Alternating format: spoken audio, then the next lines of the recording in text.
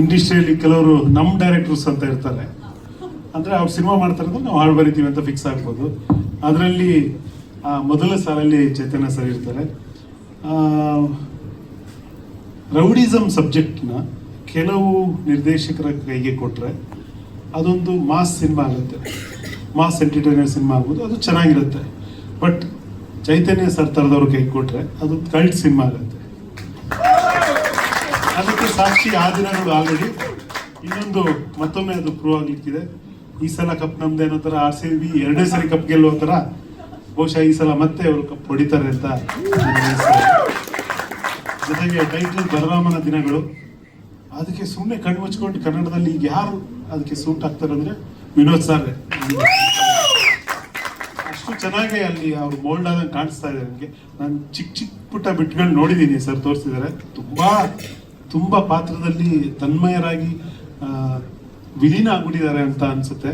ಬಹುಶಃ ಇನ್ನೊಂದು ದೊಡ್ಡ ಮಜಲು ಶುರು ಆಗ್ಬೋದು ಸರ್ ಕರಿಯರಲ್ಲಿ. ಅದಾಗಲಿ ಅಂತ ಹಾರೈಸ್ತೀನಿ.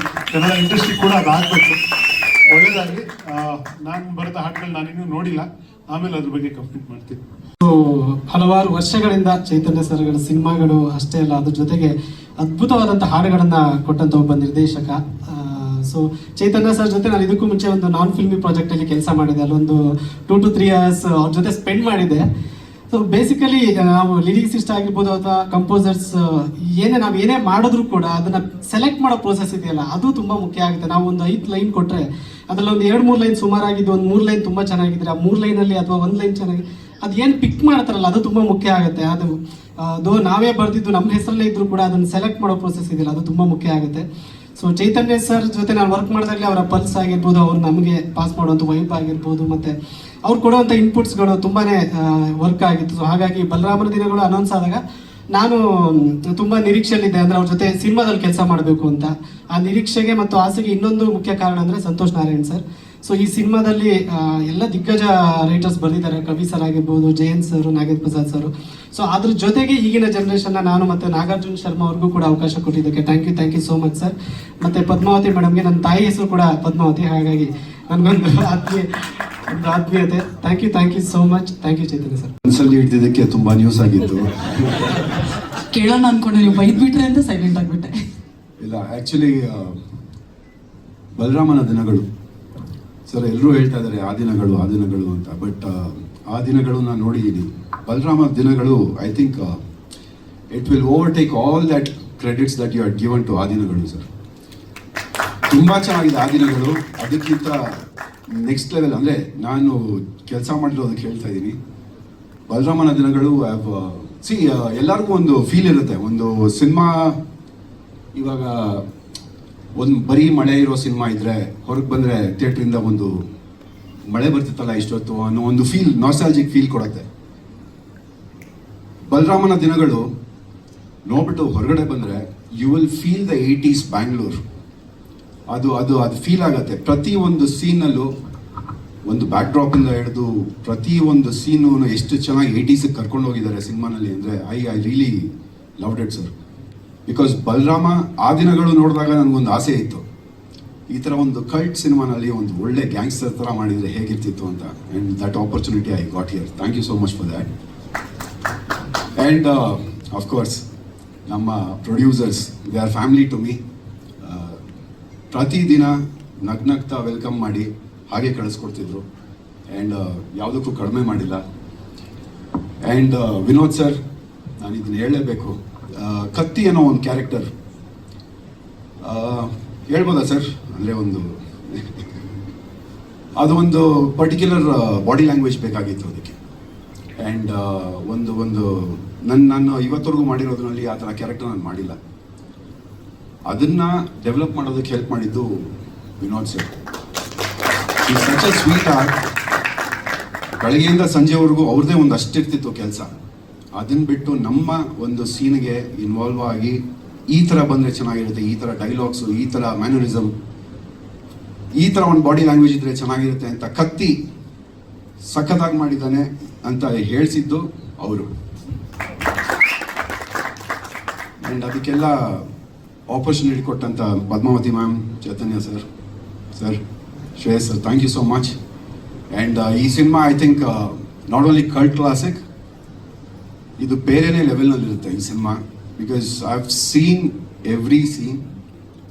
ಸೂಪರ್ ಆಗಿ ಬಂದಿದೆ. ನನಗೆ ಏನು ಮಾತಾಡಬೇಕು ಅಂದರೆ ನನಗೆ ಸಿನಿಮಾನೇ ಓಡ್ತಾ ಇದೆ ತಲೆನಲ್ಲಿ. But you'll see it very soon. Venu sir and everyone who are part of this cinema, ಬಲರಾಮನ ದಿನಗಳು ಸಿನಿಮಾ ಯಾರ್ಯಾರು ಭಾಗಿಯಾಗಿದ್ದೀರಾ ಎಲ್ಲರಿಗೂ ಥ್ಯಾಂಕ್ ಯು ಸೋ ಮಚ್. ಇಂಥ ಒಂದು ಅದ್ಭುತ ಸಿನಿಮಾಗೆ ಒಂದು ಪಿಲ್ಲರ್ಸ್ ಆಗಿ ನಿಂತಿದ್ದೀರಾ ಎಲ್ಲರೂ. ಆ್ಯಂಡ್ ಬರೋ ಸಕ್ಸಸ್ನಲ್ಲಿ I think I'll be taking my part, my share of success from this movie. Thank you so much. ಈ ಸಿನಿಮಾಗೆ ಕತೆ ಹೇಳಿದ್ರು ಒಂದು 8 ತಿಂಗಳ ಮುಂಚೆ. ನಾನು ಶೂಟಿಂಗ್ ಬರೋದಕ್ಕೆ ಒಂದು 8 ತಿಂಗಳ ಮುಂಚೆ ಕತೆ ಹೇಳಿದ್ರು. ಆಮೇಲೆ ನಾನು ಶೂಟಿಂಗ್ ಬಂದಿದ್ದು. ಈ ಮಧ್ಯದಲ್ಲಿ ಒಂದು ಸೀರೀಸ್ ಡೈರೆಕ್ಟ್ ಮಾಡ್ತಿದ್ದೆ. ಅಲ್ಲಿ ಅನಿರುದ್ಧ ಅಂತ ಬ್ಯಾಕ್ ಮಾಡಿದ್ದಾನೆ ಈ ಸಿನಿಮಾದಲ್ಲಿ. ಅವನು ಒಂದು 2-3 ಎಕ್ಸ್ಪೀರಿಯನ್ಸ್ ಹೇಳ್ದ ಚೈತನ್ಯ ಅವ್ರದ್ದು. ಅಂದರೆ ಚೈತನ್ಯ ಅವ್ರು ನಾನು ಒಂದು 25 ವರ್ಷದಿಂದ ಪರಿಚಯ ಆಲ್ಮೋಸ್ಟು. ಬಟ್ ಅವರ ಕೈ ಕೆಳಗಡೆ ನಾನು ಯಾವತ್ತೂ ಕೆಲಸ ಮಾಡಿರಲಿಲ್ಲ. ಫ್ರೆಂಡ್ ಆಗಿ ಗೊತ್ತು, ಡೈರೆಕ್ಟರ್ ಆಗಿ ಗೊತ್ತು.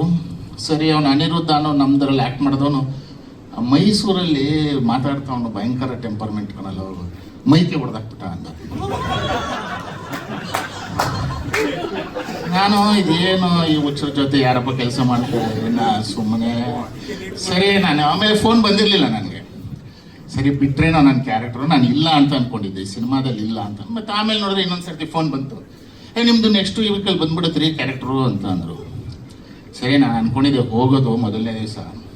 ಅಕಸ್ಮಾತ್ ಇವ್ರು ಹೆಂಗೆ ಹೋಗಿ ಕೂತ್ಕೋತಿ ಹೆಂಗೆ ಆಡಿದ್ರೆ, ಇಲ್ಲ ಸರ್ ನಮ್ಗೆ ಯಾಕೋ ಈ ಕ್ಯಾರೆಕ್ಟ್ರು ನನಗೂ ಅದಕ್ಕೂ ಸರ್ ಹೋಗ್ತಾ ಇಲ್ಲ ಅಂತ ನಿಧಾನಕ್ಕೆ ಹೇಳಿ ತಪ್ಪಿಸ್ಕೊಂಡ್ಬಿಡೋಣ ಅಂತ ಇದ್ದೆ. ಬಟ್ ಅವ್ರ ಜೊತೆ ಕೆಲಸ ಮಾಡಿದ್ದು ಅಂದರೆ ನನಗೆ ಶ್ರುತಿ ಅವ್ರು ಯಾವಾಗಲೂ ಹೇಳೋರು Chaitanya is such a sweet director ಅಂತ. ಅದು ಈ ಸರ್ತಿ ನನಗೆ ಸಾಬೀತಾಯಿತು ಅಷ್ಟೇ. Thank you so much sir. Padmavati ಅವ್ರದ್ದು ನಾನು ಶುಂಠಿಕೊಪ್ಪದಲ್ಲೂ ಗೋಣಿಕೊಪ್ಪದಲ್ಲೂ ಫಸ್ಟ್ ಡೇ ಶೂಟಿಂಗು. ಅಲ್ಲಿ ಚೈತನ್ಯ ಸರ್ ಪಕ್ಕದಲ್ಲಿ ನಾನು ಕೂತಿದ್ದೆ. ಇವ್ರು ಬಂದು ಕೂತ್ರು. ಯಾರು ಇವರು ಒಂದು ಪ್ಯಾಂಟು ಒಂದು ಟೀ ಶರ್ಟ್ ಹಾಕೊಂಡು ಬಂದು ಕೂತ್ಬಿಟ್ರು. ಇನ್ನು ನಾವು ಪ್ರೊಡ್ಯೂಸರ್ ಅಂದರೆ ಸಾಮಾನ್ಯ 1-2 ಬೌನ್ಸರು, ಅದ್ರ ಜೊತೆ ಇನ್ನೊಂದಿಬ್ರು ಅಂತ. ಇವ್ರ ಪಾಡಿಗೆ ಅವ್ರು ಬಂದು ಕೂತ್ರು. ಯಾರು ಇರ್ಬೇಕು? ನಮಸ್ತೆ ಸರ್. ಹಾಂ ನಮಸ್ತೆ ಸರ್, ನಾನೇ ಪ್ರೊಡ್ಯೂಸರ್. ಹೌದಾ ಸರಿ. ಆಮೇಲೆ ರಿಜಿಸ್ಟರ್ ಆಗಿದ್ದು ಇವರೇ ಪ್ರೊಡ್ಯೂಸರ್ ಅಂತ. ಪದ್ಮಾವತಿ ಅವರಿಗೆ, ಶ್ರೇಯಸ್ ಅವ್ರಿಗೆ ಧನ್ಯವಾದಗಳು. ಥ್ಯಾಂಕ್ ಯು ವೆರಿ ಮಚ್ ನನ್ನ ಕಾಸ್ಟ್ ಮಾಡಿದ್ದಕ್ಕೆ. ಮೌನಪ್ರಾಯ ಅನ್ನೋ ಪಾತ್ರದಲ್ಲಿ ಚೆನ್ನಾಗಿ ಮಾಡಿದ್ದೀನಿ ಅಂತ ಡೈರೆಕ್ಟ್ರು ಮತ್ತು ನೋಡಿದವರೆಲ್ಲ ಹೇಳಿದ್ದಾರೆ. ಜನ ಏನು ಹೇಳ್ತಾರೆ ನೋಡಬೇಕು. ಎಕ್ಸ್ಪೆಕ್ಟೇಷನ್ ಇತ್ತು. Thank you sir first of all casting ಮಾಡಲಿಕ್ಕೆ. ಯಾಕಂದರೆ ಚೈತನ್ಯ ಸರ್ ಫೋನ್ ಅಂದ ತಕ್ಷಣ ತುಂಬ ಖುಷಿಯಾಗಿತ್ತು ನನಗೆ. ಯಾಕಂದರೆ ಈ ರೌಡಿಸಮ್ ತುಂಬ ಕಡೆ ನಾವು ಸ್ಲಮ್ಮಲ್ಲಿದಿಂದ ನೋಡಿದ್ದೀವಿ, ಮತ್ತು ಕಥೆನೂ ಕೇಳಿದ್ದೀವಿ. ಮತ್ತು ಈ ಕ್ಯಾರೆಕ್ಟರ್ಗಳು ಯಾವ ಥರ ಇತ್ತು ಅಂತ ಹೇಳ್ಬಿಟ್ಟು ನಮ್ಮ ಮಾವಂದರು ಎಲ್ಲ ಆ ಥರ ಒಂದು ಸರೌಂಡಿಂಗ್ ಇತ್ತು. ಆ ವರ್ಡ್ ಇದ್ದಿದ್ದರಿಂದ ತುಂಬ ನನಗೂ ಖುಷಿಯಾಗಿತ್ತು. ಯಾವ ಒಂದು ಕುತೂಹಲ ಇತ್ತು. ಓಕೆ, ಒಂದು ಸಿನಿಮಾ ಮಾಡೋಣ ಅಂತ ಹೇಳ್ಬಿಟ್ಟು. ಯಾಕಂದರೆ ಆ ದಿನಗಳು ಬರುವಾಗ ನಾವೆಲ್ಲ ಅವ್ರು ಹೇಳ್ದಂಗೆ ಚಿಕ್ಕ ಹುಡುಗರು, ಸಿನಿಮಾ ಈ ಥರ ಇದೆ ಅಂತ ಹೇಳ್ಬಿಟ್ಟು ನೋಡಿದ್ವಿ ಅಷ್ಟೇ. ಇನ್ನು ಬೆಳೆದು ಬರ್ತಾ ಬರ್ತಾ ಬರ್ತಾ ಅದನ್ನು ಕಣ್ಣು ನೋಡಿದ್ವಿ, ಕಿವಿಯಲ್ಲಿ ಕೇಳಿದ್ವಿ, ನ್ಯೂಸ್ ಪೇಪರ್ ನೋಡ್ತಾ ಇದ್ವಿ. ಸೊ ತಿರ್ಗಾ ಬಲರಾಮನ ದಿನಗಳು ಅನ್ನೋ ಒಂದು ದೊಡ್ಡ ಸ್ಕ್ರೀನ್ ತೋರಿಸಿ ತುಂಬ ಧನ್ಯವಾದಗಳು sir. Thank you thank you so much.